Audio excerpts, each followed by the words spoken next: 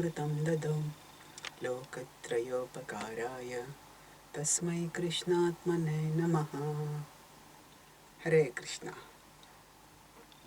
Welcome back to our Bhagavad Gita Bhakti Shastri course. Now we go on to the 6th chapter.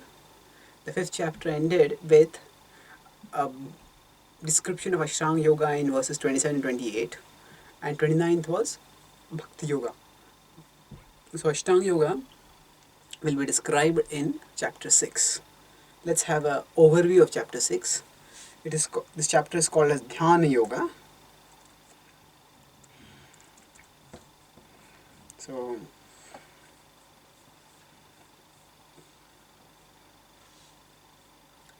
yes. So chapter 6 has 47 verses, and verses 1 to 9 talk about advancement in the stage of yoga, in the process of yoga, from Aruruksha, that is the beginning stage, to Arudha, that is the advanced stage. So Aruruksha is, if we envision a ladder, then Aruruksha is one who starts climbing up the ladder.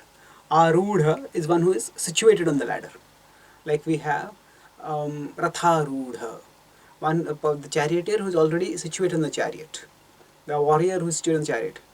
It is said that Lord Vishnu, when he travels, he is Garuda Arudha. He is situated on Garuda. Arudha means to be seated properly. Aruruksha means one who started climbing. So if yoga is a ladder, one who started climbing the ladder and one who has moved towards the upper range of ladder. So first verse to 9th verse talks about the process that one needs to go through by which one can renounce the world. In Dhyana Yoga, one renounces the world and focuses exclusively on meditation. But there is some preliminary purification that is required for that. That is described in 1 to 9. Then 10 to 30 describes progressively how one will attain perfection when one is practicing yoga. So from practice to perfection in yoga. So 10 to 15 describes realization of Brahman. 16 to 23 describes realization of Paramatma. And 24 to 32 describes realization of Bhagavan. Now, after that, 33 to 37, Arjuna raises a question at what if the mind is very difficult to control? So Krishna answers that. So two verses are questions, 33, 34 and 35, 36 are the answer. And then after that, the last section is, if the mind deviates the yogi, then what is the destination of the yogi? Where does the deviated yogi, fallen yogi go?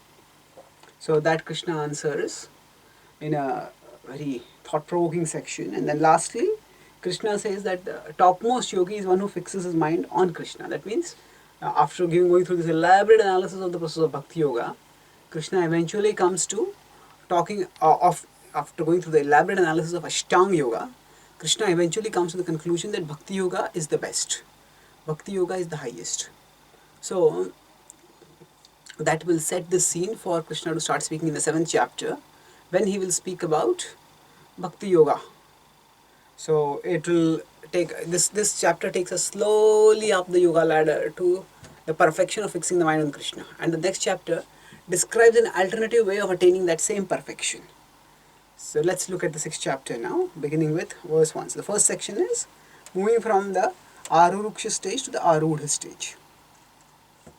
So Shri Bhagavan Vacha Anashritah Karma Phalam Karyam Karma Karoti Yaha Sa Sannyasi Cha Yogi Cha Niragnev Chakriyaha. So Anashritah Karma Phalam. So one who does the work without taking ashray of the phala. In this world, when people want to work and they need motivation for the work. So what is the motivation? The motivation is the fruit. And they take ashray of the fruit.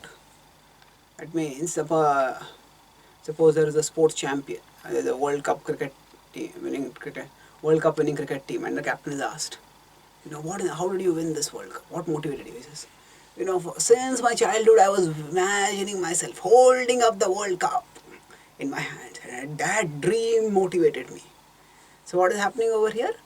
This is ashritah karma phalam. One is taking shelter of the fruit of work. Now the Bhagavad Gita is not against doing things in this world, Now, it's not against achievements. But if those outer achievements alone are our motivation, then we do not make any inner development, any spiritual development through that outer achievement. We do not necessarily go closer to Krishna. So therefore, a person especially here Krishna is talking about a karma yogi. Now, a pure devotee may visualize things to be offered for Krishna's service. That is different. But the karma yogi is primarily focusing on detaching oneself from worldly things. So therefore, the karma yogi's motivation, as we discussed in 5.11, is kayena manasa buddhya kevalairindrayairapi yogina karma kurvanti sangam tyaktva atma shuddhaye. So atma shuddhaye. Yogi works primarily for purification, not for phala. So Krishna is telling here what a yogi has to do in the beginning, anashrita karma phalam. And then what is karyam karma karoti? Karya means prescribed duty. Understanding this is my obligatory duty, karma karoti. What I am obliged to do, I'll do that. Sa sannyasi, such a person is a sannyasi. Sa cha yogi cha. That person is the renunciate and that person is also the yogi. So it's interesting, Krishna has suddenly used the two words sannyasa and yoga together. Such a person is a sannyasi and yogi also. If you remember in the 5th chapter, Krishna has referred to sannyasi and yogi as two opposite, two different paths, not necessarily opposite but different paths. And the 3rd chapter is referred to them almost as opposite. So in the 5th chapter, Krishna has talked about how Sannyasastu mahabaho dukkhamaptuma yogataha yoga yukto munir brahma achirena adhigacchati. So in 5.6, he has talked about sannyasa and yoga as two opposite processes, as two distinct processes, not necessarily opposite but distinct processes. So he has told how both ultimately lead to the same destination. But he says, one who tries to practice sannyas alone, without yoga, such a person, what happens to such a person? Dukkhamaptuma yogataha. On the other hand, one who practices yoga, yoga yukto munir brahma, nachirena adhigacchati. Not after a long time, soon such a person will attain perfection. So in that sense, Krishna, what he has talked about as two different processes, now he is saying essentially it is the same. Sa sannyasi cha yogi cha. So who is a yogi? Who is such a person who is both a sannyasi and a yogi? So normally Krishna has used the word yogi till now to refer to karma yoga. Although we may use the word yogi, generally you think of a person who does yogasanas. And generally when the word yoga is used alone, most people think of the yoga marga, the process of Ashtanga yoga. But Krishna till now has not talked about Ashtanga yoga much. And whenever he has used the word yoga, he has used it in terms of connection with one's prescribed duty. And of course, through that connection with one's prescribed duty, one connects with the absolute truth. But Krishna is here saying that both are similar. That sannyas means disconnection from the material world, and yoga is connection with the absolute truth. That can be by various ways. One way is by doing one's work. So then such a person is a sannyasi and a yogi. Krishna will clarify how the person is the same. How sannyasi and yogi are the same person. Krishna will clarify in the next verse. But here he is saying, na niragnir na cha kriyaha. So who is a sannyasi? The person who works, not the person who does not work. And not working, Krishna talks in two terms here. Na cha kriyaha. The person who does not do kriya. Such a person is not the actual yogi or the sannyasi. And among the various kriyas, among the various prescribed duties that are done, a prominent prescribed duty for a person who is a grihastha, who is living in the world, is Agni. That actually they are meant to light the sacrificial fire. So of course in Kali Yuga we don't light the sacrificial fire. We chant the Hare Krishna Mahamantra. But either way, na niragnir. Actually, one is meant to do a prescribed duty. That prescribed duty involves lighting the fire so that yajnas can be performed. Krishna has talked in the 3rd chapter about how one who does not do yajna, aghayurindriyara momogham partha suchivati. So yajna is an important duty. And Krishna is telling right in the beginning of the 6th chapter that one should not give up yajna. That one should not give up lighting the fire in the name of renunciation. So Prabhupada explains in the purport He explains now from a devotional perspective that the parts of the body work for the satisfaction of the whole body. The limbs of the body do not act for self-satisfaction but for the satisfaction of the complete whole. Similarly, the living entity who acts for the satisfaction of the supreme whole and not for personal satisfaction, the perfect sannyasi, the perfect yogi. So how the yogi, because how is a person a yogi? Because the yogi is connected with the complete whole. So the person, living entity who is acting for the satisfaction of the supreme whole is in that sense a yogi. And how is the living entity sannyasi? Because it's free from selfish desire. So freedom from selfish desire is sannyas, and the desire for selfless service to the absolute truth, that is yoga. And that's how the person is a sannyasi as well as a yogi. And then Prabhupada quotes about how the perfect sannyasi, perfect yogi, he used the example of Chaitanya Mahaprabhu quoting Shikshashtakam.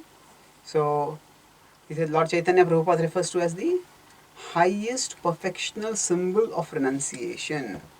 So highest perfectional symbol of renunciation. Chaitanya Mahaprabhu was so renounced. He was the exemplar. It says that Chudamani is the jewel among renunciates. So he talks about his consciousness. Adhanam na janam na sundarim kavitam va jagadish kamaye mama janmani janmani ishware bhavatat bhakti rahaitu ki tvai. So, na dhanam na janam na sundarim. These are actually what people in general aspire for. People want wealth, they want followers, they want the enjoyable association of the opposite sex, enjoyable association, attractive members of the opposite sex, basically sexual pleasure. And then kavitam. Kavitam refers to Vijigdisha Kamaya. Kavitam can refer to the fame, praise, learning, various things it can refer to. There are things which people want. This is what people define as success. So, but Chaitanya Mahaprabhu says, I do not want any of these things.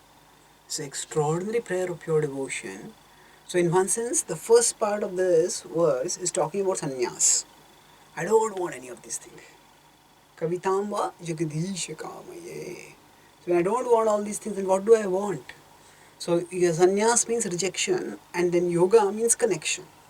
So Krishna, Chaitanya Mahaprabhu is saying that I do sannyas of all these things. I do not want all these things. But what is the connection that I want?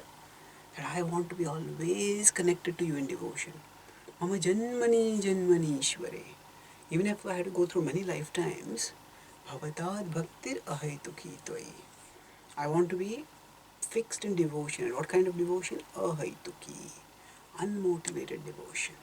That means this connection with the Lord, I do not want it to be conditional. Because the Lord does this for me, so I'll become devoted to him. So ahaituki. Without any cause. It's selfless. Pure. So this is the example of Sasannyasi cha yogi cha. One who is disconnected from the world and connected with the absolute truth. Now,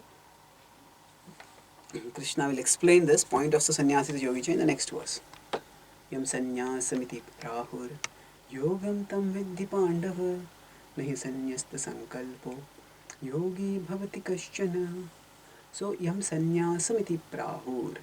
That which is known as sannyas, that is also known as yoga. Yogam tam vidhi. Or Pandava or Arjuna, no, that is also yoga. So Krishna is saying actually they are the same. So what he has talked about in the 5th chapter as similarity in destination, now Krishna is saying there is similarity in content also. How? Nahi asanyasta sankalpo. That actually, if one doesn't give up sankalpa is desire for worldly enjoyment. And asanyasta means without giving it up. So unless one gives up the desire for worldly enjoyment, one cannot be a yogi. Yogi bhavati kaśchana.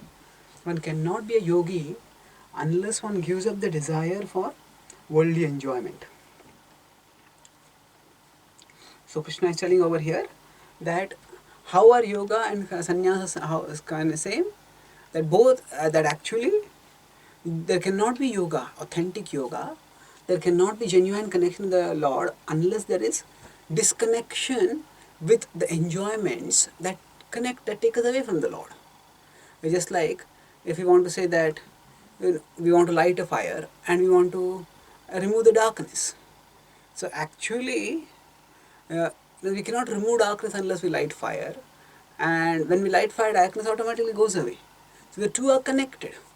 So similarly, when there is sannyas, there will be yoga. That when there is to be yoga, sannyas has to be there. If there is no sannyas, then there is not much real yoga happening. So if people are claiming to practice spiritual life, Prabhupada says this in the one of the second canto purports, that if a person is chanting Hare Krishna but is still engaged in all kinds of sensory activities, is engaged in all kinds of sense gratification, especially immoral, sinful sense gratification, then that person is not actually a genuine devotee. That person's devotion is like pseudo devotion. Of course, chanting is good, it will help, but if we are chanting sincerely, that should lead to detachment. It may take a little time for different people, the amount of time may differ for different people, but still there will be progression in that direction. So now, Prabhupada, now he uses this word, real sannyasa yoga. So now Prabhupada combines the two words as a compound word, sannyasa yoga. So sannyasa is disconnection from the world, yoga is connection with the world. And he says, or bhakti. So he equates sannyasa yoga with bhakti. And he says that this means we simply act according to our constitutional position. And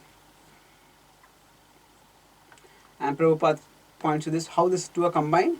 The real aim is for the living entity to give up all selfish satisfaction and to be prepared to satisfy the Supreme. That means we work not for our pleasure but for Krishna's pleasures.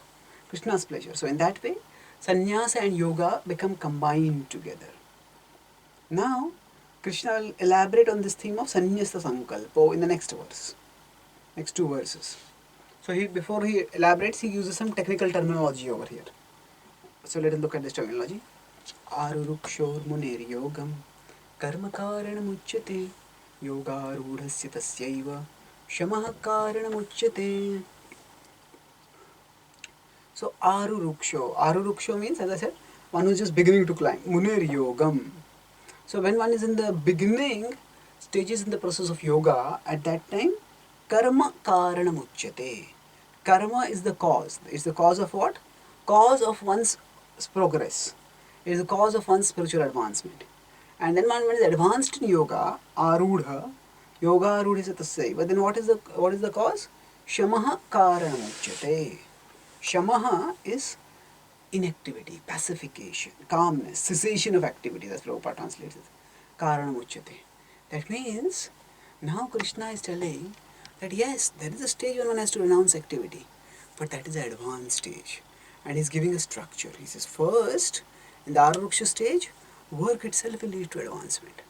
And then when the Yoga Arudha stage, the cessation of work will lead to advantage, will lead to advancement. So Prabhupada says that here, the yam, niyam, asana, what are all they meant to do? All such activities lead to achieving perfect mental equilibrium to control senses. When one is accomplished in the practice of meditation, he sees all disturbing mental activities. And so the point is that first we regulate our physical activities through yam, niyam, asana, pranayam. And yam, niyam, asana, pranayam can be practiced even while one is in the world and doing activities in the world.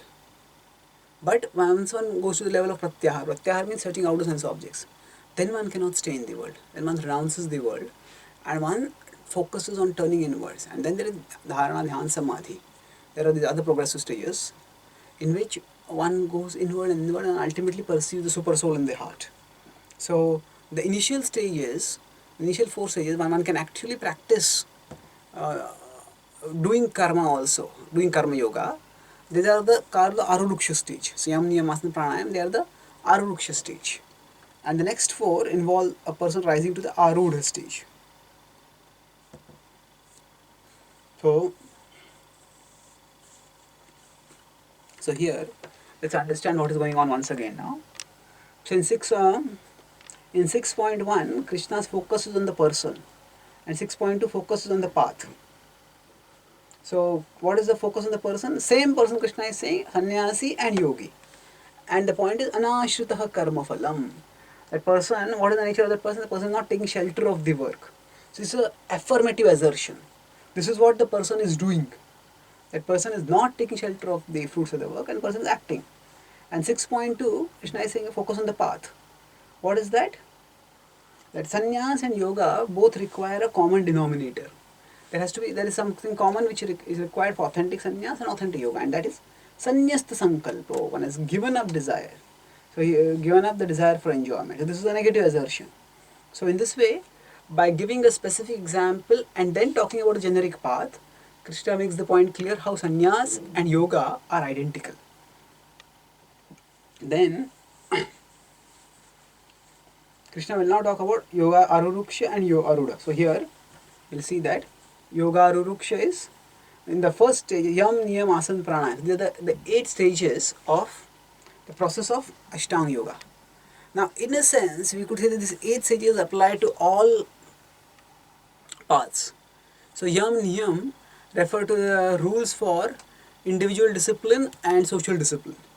Now yam niyam can sometimes they are said to refer to do's and don'ts. Do this, don't do this. Yam niyam. Sometimes it refers to how we have to regulate ourselves individually and how we regulate ourselves collectively. So both ways, the important point is that we regulate ourselves. And then these are involved then yam niyam asana. Then we sit in a particular position. So yogis sit in a particular asana, and that asana is meant to keep the body in a position which helps the consciousness move inwards. And pranayama is also for the same purpose.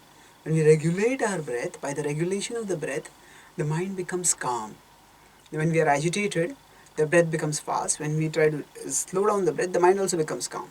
So the purpose of regulating the breath is to calm down the mind. And then after that is the next yoga arudha. Arudha means one becomes situated inwards.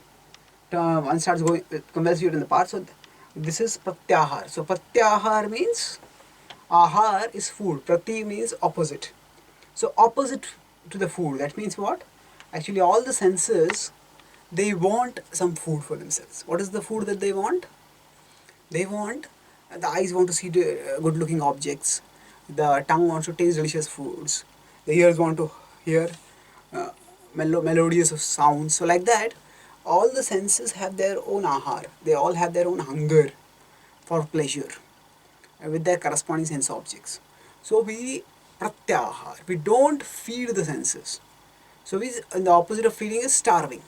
So we starve the senses. In the pratyahara stage, a person goes into the secluded place in a forest where there is no sense gratification available, and one turns inwards.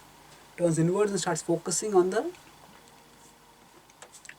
inner truths, focusing on the inner world. So then that is why one cuts off the inner world. So that is the stage from which one is moving towards yoga arudha. So pratyahar, then dhyana, dharana, samadhi. We'll look at these stages in our later classes about how one moves inwards more and more and more. So Krishna is telling, when one is doing yam niyam asana pranayam, at that time one can work in the external world. But after that, one should stop working in the external world and start working and start focusing on inner development. At that time, outer inactivity. Outer inactivity means, see, even the yogi who is in the jungle will have to do some activity for eating, for bathing. Basic activities will have to be done. But here when say giving up the work, it means not doing the duties within the varnashram system. So the person may be a brahmana, but the person doesn't do yajan, patan, dan parigrah. The person doesn't interact with the world so much.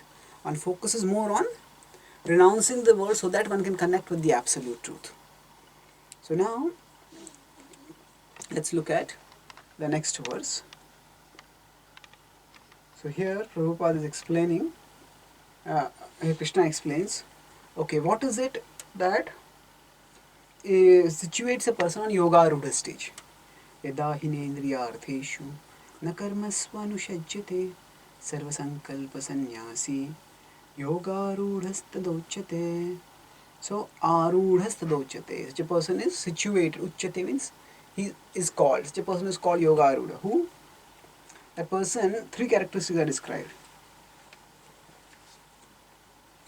Yadahina indriyartheshu. Indriyartheshu means one engages in sense objects. One engages in sense gratification. Na karmasvanusajyate. one does not engage, anushajyate, engage in fruitive activities which will eventually lead to sense gratification. So one is direct sense gratification when we enjoy a sense object. Second is we engage in fruitive activities that will later provide a sense gratification. And third is not only does one give up these two external forms of material activities, direct sense gratification and the pursuit of sense gratification, but also one gives up internally the desire for sense gratification. This is quite a serious stage of renunciation. Sarva sankalpa sannyasi. So one has given up all desires. So at that time the person is yoga rudhas tadochyate. So here what is Krishna telling? Three characters of yoga rudha. So in A, that is, the person is not engaging in sense gratification, na indriya artheshu. The person is not pursuing sense gratification, that is, na karmasvanushajyate. And one is not even desiring sense gratification, that is, sarva sankalpa sannyasi. So one doesn't engage, one doesn't pursue, one doesn't desire. Then at that stage, one is situated in the yoga rudha. Yoga rudhas tadochyate. So after describing this, now Krishna moves forward and describes what is the main obstacle in coming to the yoga rudha stage. So he talks about the mind now. In fact, the whole process of yoga is largely centered on controlling the mind. So let us look at this verse. This and the next next verse in the section talk about how one can come to the yoga rudha stage by bringing the mind under control. Uddhared atmana atmanam atmanam avasadayet atmaiva hi atmano bandhur atmaiva ripuratmanah. So uddhared atmana atmanam. So here the word atma is used several times. So one atma refers to the soul, one atma refers to the mind. So atmana, by the mind, the soul. Atmanam. So one should elevate. Uddharet means to elevate, to deliver, to liberate. So uddhar karna we say. So uddharet atmana atmanam. One delivers the soul by the mind. That means we direct the mind in such a way that the soul becomes elevated. We discuss what that means. Na atmanam avasadayet. Avasadayet means to put to degradation. So they are two opposites. Rise up, raise up, or push down. So don't engage the mind in such a way that the soul will become degraded. And what do we have to recognize? Atmaiva hi atmano bandhur. That the atma, the first atma refers to the mind. The mind is the bandhu, the friend of the atma, that is the soul. So the mind is the friend of the soul. And atmaiva ripuratmanah. The mind is also the enemy of the soul. So in this way, Krishna is giving us the broad framework of what is involved in purification. He's telling that in the inner landscape, the mind has to be directed in such a way that the soul will become liberated, not entangled. And actually both can happen because the mind can act as the enemy of the soul and the mind can act as the friend of the soul also. So let's try to understand what is being talked about over here. We have talked quite frequently about the mind in our earlier classes also.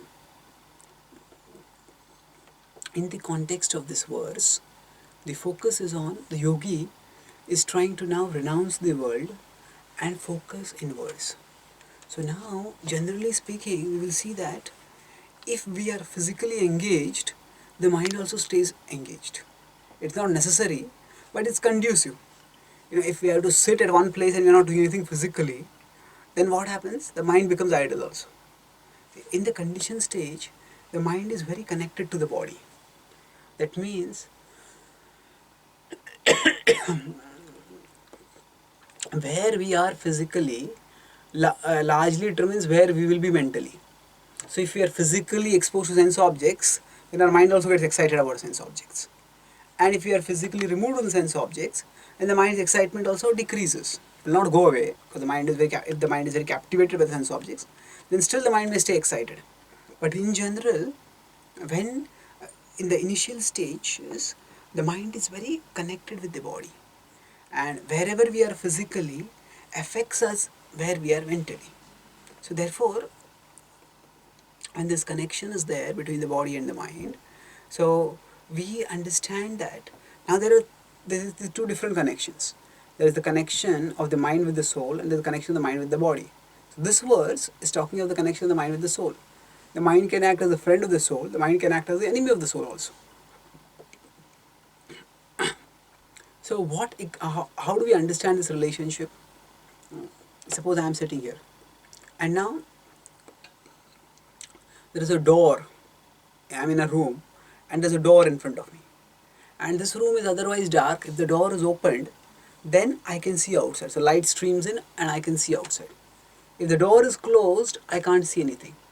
Now just expand the scenario and suppose that there are 3 doors.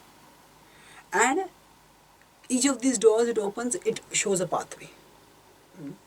And at one time, one door alone can be open. And I cannot determine absolutely, but I have some control over determining which door will be open. I cannot say that all 3 doors have to be open. So like that, the door to the consciousness is the mind. So we perceive the outer world through the mind. So the door to the outer world is the mind. So wherever the mind is opened, that is the reality that we perceive. And the other reality, we become blind to that. What does this mean? Sometimes some materialistic people come to the temple, and when they come to the temple, the door of their mind is open only to materialistic things. So even when they come to the temple, all that they say, oh, there's such expensive marble here. Oh, she's chandeliers, how expensive these must be. And then they look around, how good looking are the members of the opposite sex in the temple. They practically don't even notice the deities. And then somebody says, Bhagwan hai yahan pe darshan. Please, there's the God also take darshan. Fold their hands, okay, and pray something and go. So what happens is the door of their consciousness is not opened towards Krishna at all. The door of their consciousness is the mind, because the mind is materially conscious. So all that they see is material things. They do not see spiritual things at all, practically speaking. So like that, our mind, it is the door to our consciousness. So whatever level the mind is at, that's what we are conscious of. So now what Krishna is telling in this verse is that actually the soul can become conscious of spiritual things, or the soul can become conscious of material things. When the soul becomes conscious of material things, then the bond between the soul and those material things increases, because the desires are aroused, and those desires bind the soul to the body and the soul, by extension, to the world. That's how it causes bondage. So when in our mind we focus on the sense objects, we dwell on the sense objects, then desire awakens in them, and that's how the soul becomes bound. So it's like there's a door. That door can be open towards spiritual things. It can be open towards Krishna, it can be towards devotees, towards Bhagavad Gita, towards the holy name, or it can be open towards the sense objects of this world. So whichever way the door opens, that is where our consciousness will go. So Krishna is telling over here, we have a choice. We can open the door of our consciousness, that means we can focus our mind on the sense of worldly objects, or we can focus it on Krishna. And depending on what we focus on, accordingly we will get the results. Therefore Krishna is alerting us, use the mind in a way that will bring about liberation. So Prabhupada quotes here from the Upanishads, he quotes here from the Amrita Bindu Upanishad. He quotes that Mana eva manushyanam karanam bandha mokshayo bandhaya vishaya sango muktya nirvishayam manaha. So Mana eva manushyanam, that for the people, karanam bandha mokshayo, that the mind is for the people, for the human being, for the living being, is the cause of both, karana is the cause of both bondage and liberation. So the same truth that is talked about in Gita Upanishad is talked about in another Upanishad, the Amrita Bindu Upanishad. So bandhaya vishaya sango, that when does the mind cause bondage? Vishaya sango, when there is focus on an attachment to the sense objects. When the mind focuses on the sense objects, the mind causes bondage. And muktya, the mind will lead to liberation when nirvishayam manaha, when the mind becomes free from obsession with the sense objects. So now, of course, how will the mind become free from captivation with the sense objects? That also will require some effort. And ultimately for that we need to fix the mind on Krishna, and that's why Krishna will talk repeatedly in the later chapters of the Gita, Manmana Bhaman Bhakto. And even in 6.47 also he will say that fix the mind on me, that person who does that, Yogina Visarvesham Madgatena Antaratmana. The topmost yogi is one who fixes the mind on me. So that is there. So as of now, in the Gita's progression, the spiritual reality, what it is not been revealed. All that has been talked about primarily is, okay, that material reality is the source of bondage. Therefore, one has to stay away from it. So what is the way to stay away? Some people say, we'll just withdraw away from the material reality. That is the path of inaction. Krishna is saying, no. Engage in the material reality, but for the sake of purification. That's what Krishna has talked about in the Bhagavad Gita till now. So now, Krishna is telling over here, that's why the Amrita Bindu Upanishad is saying over here, that fix the mind on, don't let the mind be fixed on sense objects. So what it should be fixed on? Because the positive spiritual reality is not known over here, so that may not be said. But once the positive spiritual reality is known to be Krishna, then the mind will be fixed on Krishna. So Muktyai Nirvishayam Manaha. Nirvishaya means when the mind is free from sense objects, at that time one becomes Mukta. So we have the choice. So actually speaking, we may wonder, do I really have control over what I fix the mind on? The mind goes here, the mind goes there. See, we do not have absolute control, but we do have significant control. Just like if we are driving a car, then the car will by default move off track.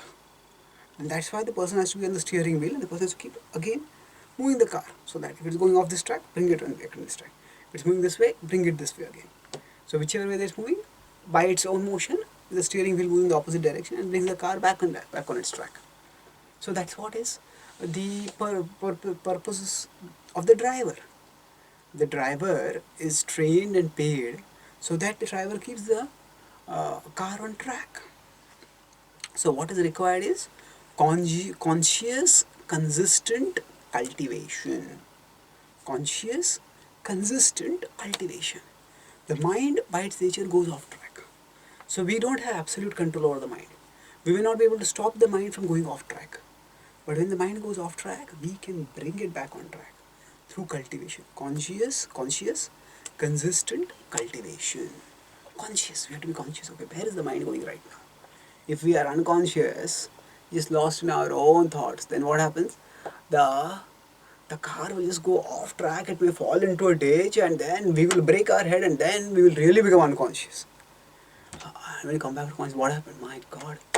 So like that, we may fall into some terrible sort of sensitivity, and then we come back to, what did I do? Why did I do that? It's insane. What happened to me? So that's why we have to be conscious. Actually, many people talk about freedom. We want freedom. We want freedom. And they oppose. They are fearful. They dread totalitarian governments. The dictatorships, the tyrants who exercise absolute control over them. They violate their liberties. So yes, that is one threat to individual freedom. But the greatest threat to individual freedom is the individual. The greatest threat to individual freedom is the individual. That means we are the greatest threat to our freedom. We actually act in ways by which we hurt ourselves. And when we hurt ourselves, we lose our freedom because of that. So we are the greatest threat to ourselves. And therefore what is being said over here is conscious, consistent cultivation. Conscious. So that we don't go off track. When there is a threat, if we are on alert, then we can counter the threat before it destroys us. But if we're not alert, then the threat may destroy us, and after that it may be too late. So conscious and consistent. It's not that, okay, today I was very alert in my journey, next day I go to sleep. That won't know. Consistent. Because the mind can attack any time. In fact, when a war is going on, at that time, the enemy, in fact, will launch its most ferocious attack when it sees that the other party is lower the guard. Because in that, if the other party is lower the guard, then before the guard comes up, the enemy can be destroyed also. The party can be destroyed also. That's why in a war, inattention can spell destruction.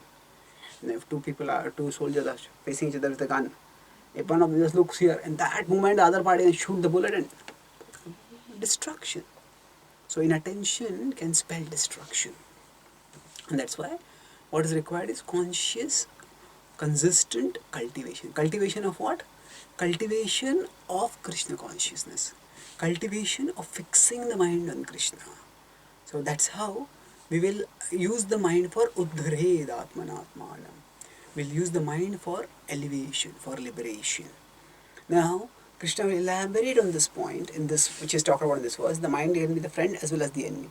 So we wonder, how can the same friend, same entity, the mind, can act as friend and can act as enemy also? Krishna describes that. That depends on who is in control. If the mind is in control, the mind will become our enemy. If we are in control, then the mind can act as our friend. That is the next verse. Bandhuratmatmanastasya yenatmaivatmana jitaha anatmanastu shatrutve vartetatmaiva shatruvat. So bandhur atma atmanas. So atma and atmanaha. So the atma is the friend, atmana is the soul. So the mind is the friend of the soul when yena atmaiva atmana jitaha. When the mind has been conquered by the soul. That means when the mind is controlled, the mind is the friend. And anatmanastu shatrutve. Anatma.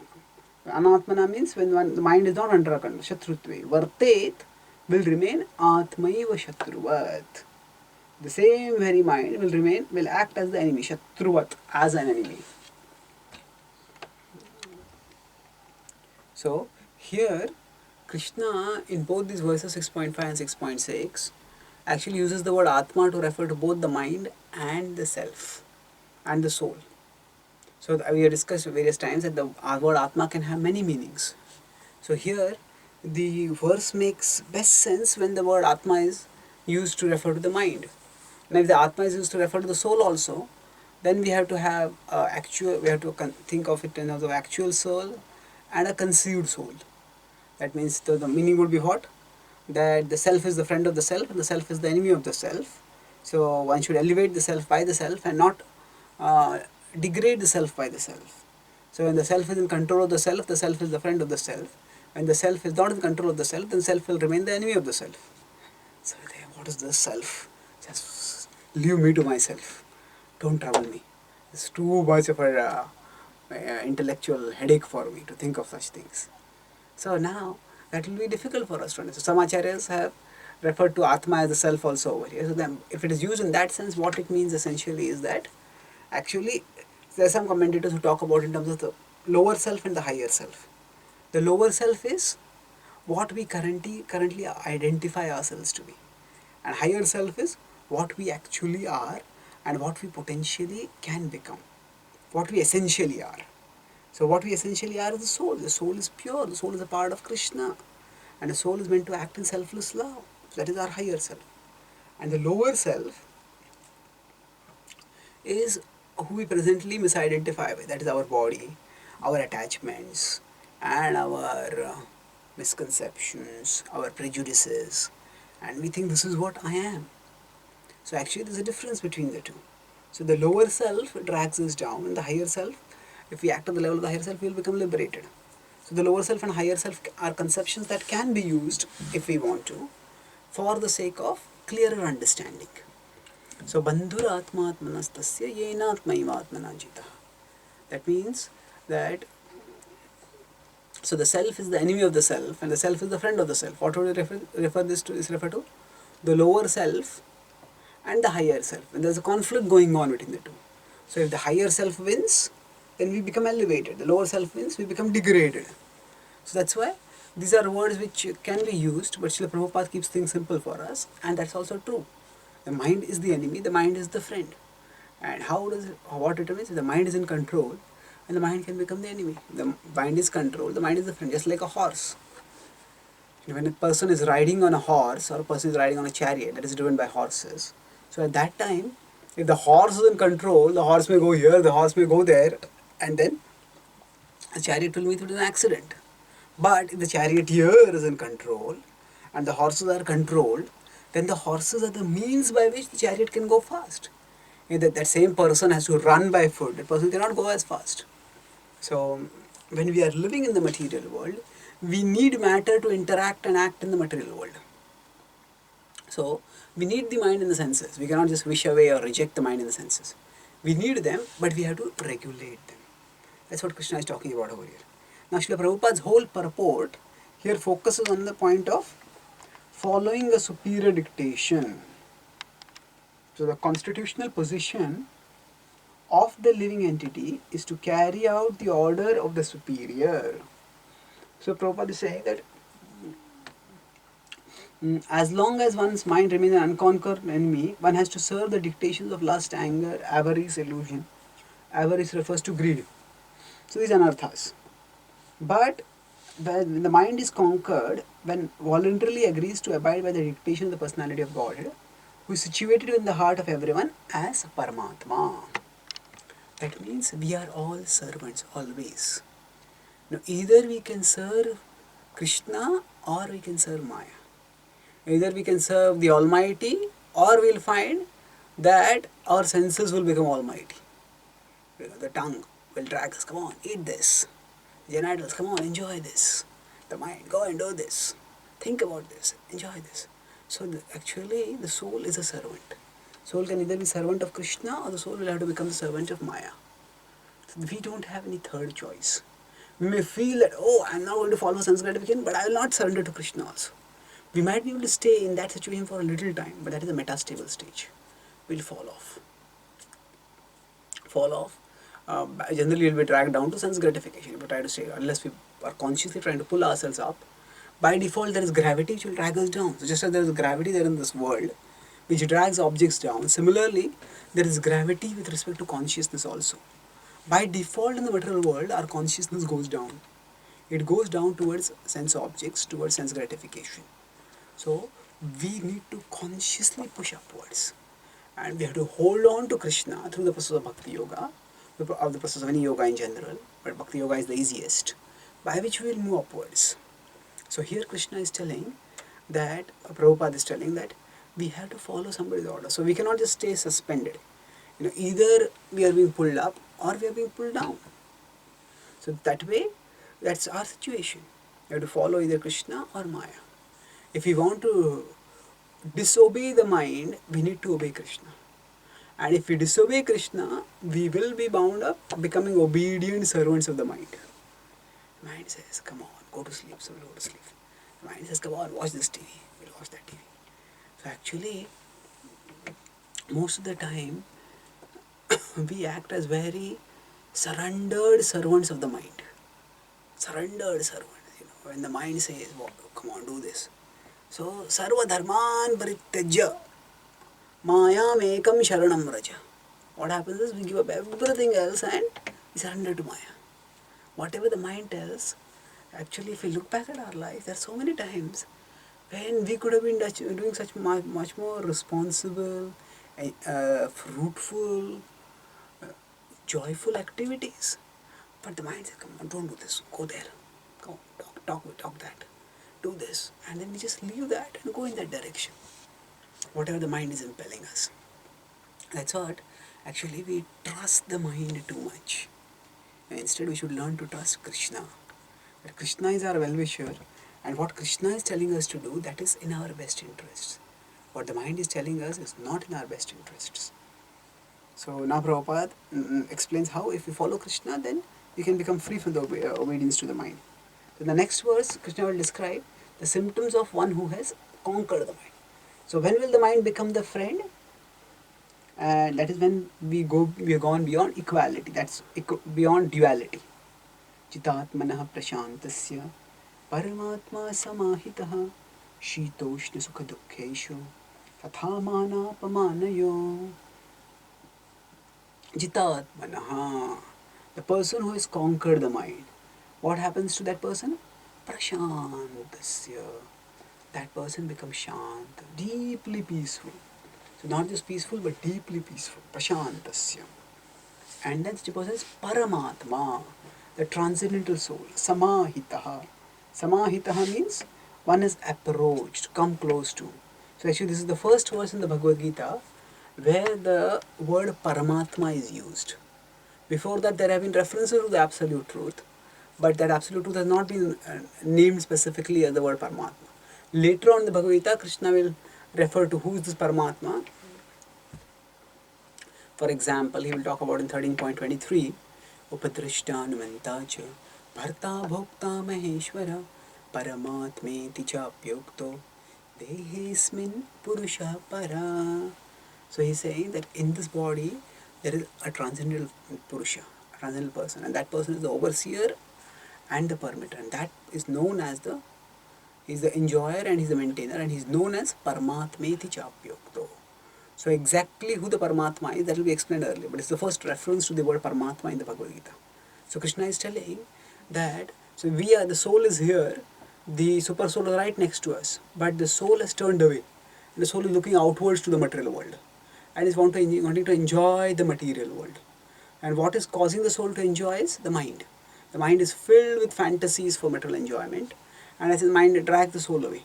So when we bring the mind under control, then what happens is, the force that is dragging us away, that is directing us away, distracting us away from the super soul, that force becomes subsided.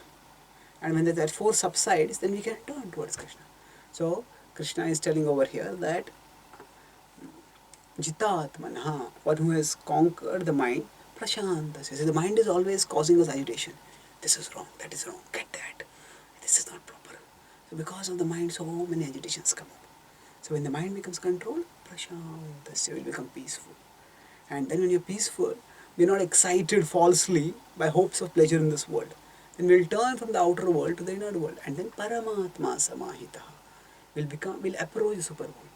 And then the character such a person is, that person is not too affected or excited by dualities. And Krishna is talking about dualities at 3 levels over here.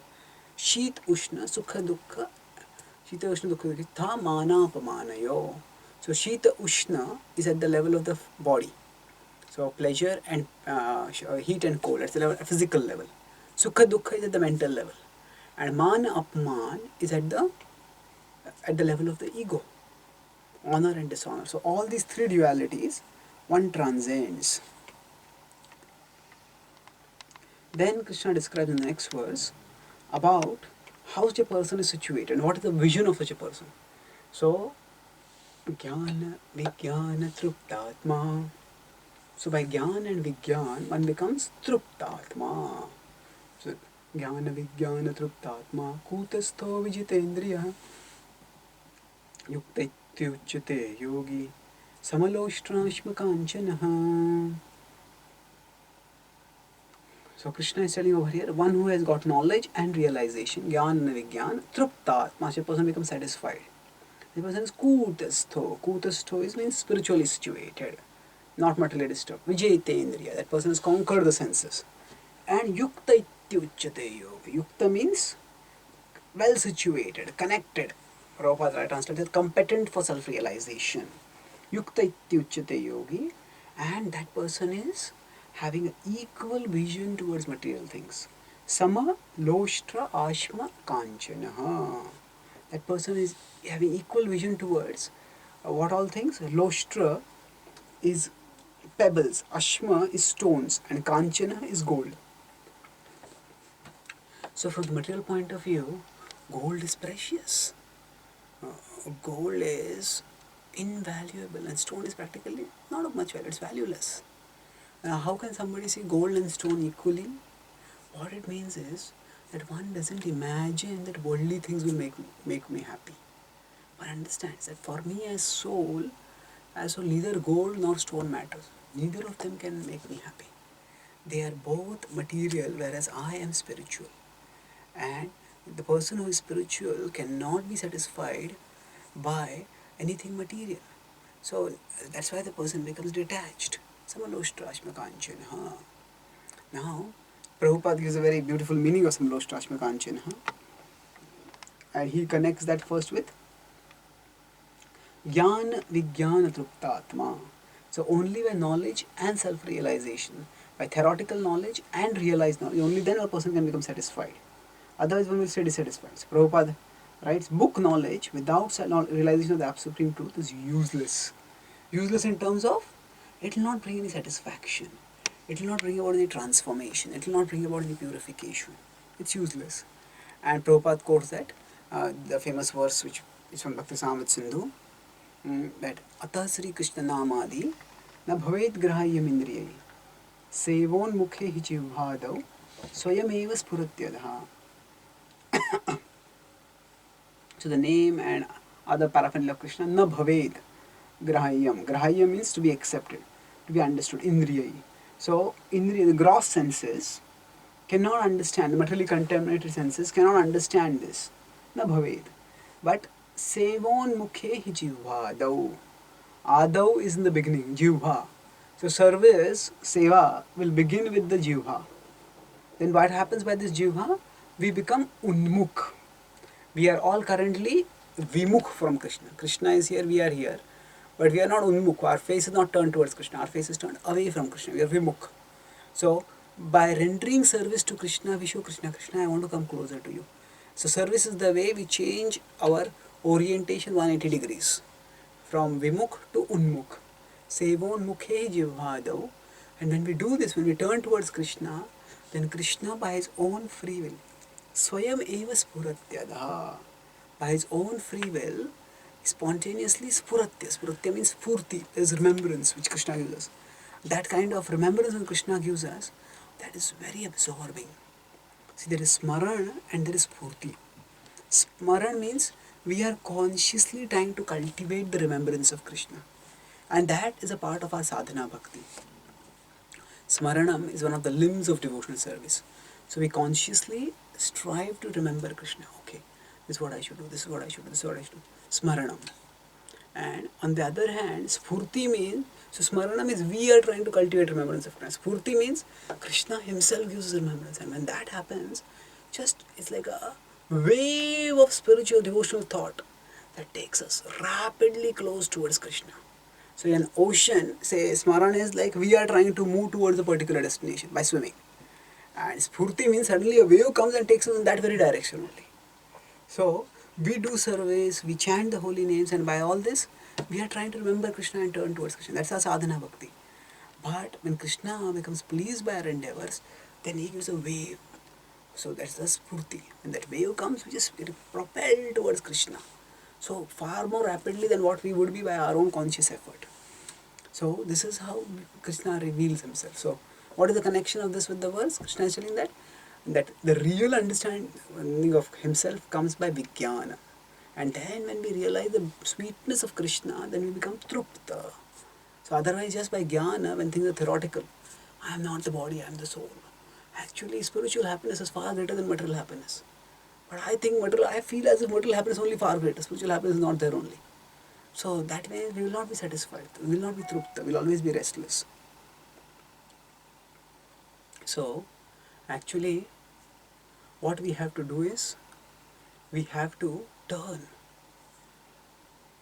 inwards. We have to turn inwards. When we turn inwards, then we move forwards towards Krishna by that. So how we turn inwards is by the practice of devotional service. So when we turn inwards towards Krishna, we relish and then we become trupta. Jnana vijnana trupta atma. So when there is only jnana, no vijnana, there is no trupti, and that's why we get dragged towards sense gratification. And when there is no vijnana, there is no realization, then not only desires come up, but doubts also come up. So Prabhupada explains that by transcendental knowledge, one can remain steady in his convictions. But by mere academic knowledge, one can be easily deluded and confused by apparent contradictions. So by transcendental knowledge, Prabhupada means that realized knowledge. One can remain steady in convictions because we understand there is a higher reality that is perceived when our consciousness becomes elevated. But by mere academic knowledge, I know this thing, some simple dry facts we know. We have not got any rasa. Then what happens? One can be easily deluded and confused by apparent contradictions. So now, Jnana Vijnana Truptatma. And such a person, Samaloshtasma Kanchana. So Prabhupada explains, for him,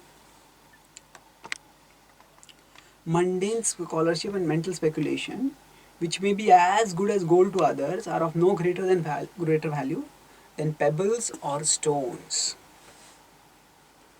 So mundane scholarship and mental speculation.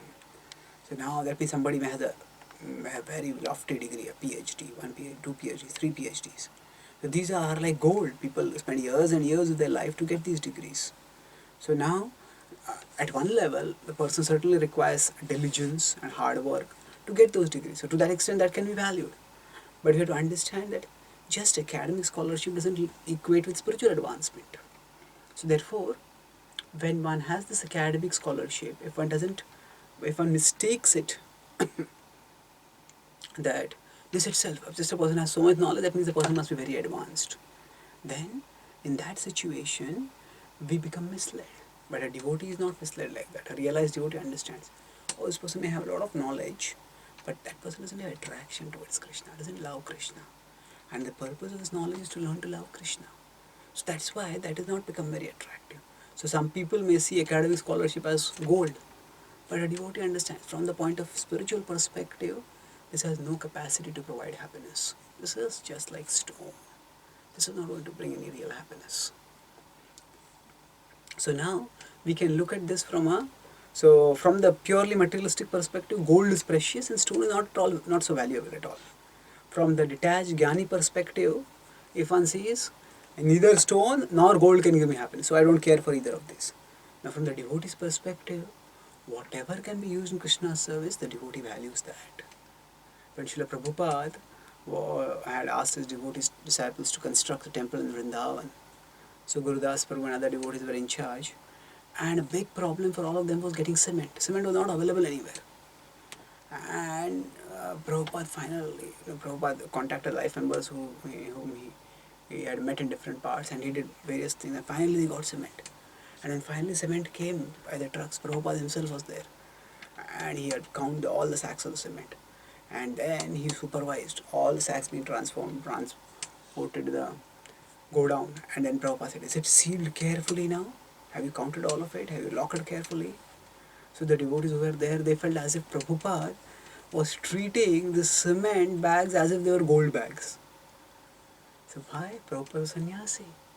But Prabhupada saw this cement is essential for the service of Krishna, for building a temple for Krishna. Therefore, he valued it enormously. So in this way, actually speaking, what Srila Prabhupada focused on was the devotion, was the devotional utility, the devotional potential. So for a devotee, for one's own sake, neither gold nor stone matters. But for Krishna's sake, even stone can be valued as much as gold. So that is the transcendental perspective, that is the devotional perspective. And in this Bhagavad Gita verse, Krishna, I think, that one who has understood spiritual reality, has become situated in the spiritual reality by knowledge and realization, that person says, nothing material can make me happy. And therefore that person stays equipoised, unaffected by anything material, and sees everything material equally. We'll continue in our next class. Thank you very much. Hare Krishna.